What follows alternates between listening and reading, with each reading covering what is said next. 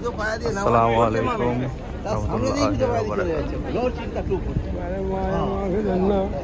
এটা হচ্ছে আবু জেহেলের বাড়ি।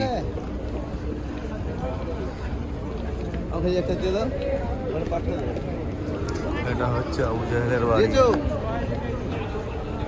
এটা হচ্ছে আবু জেহেলের বাড়ি।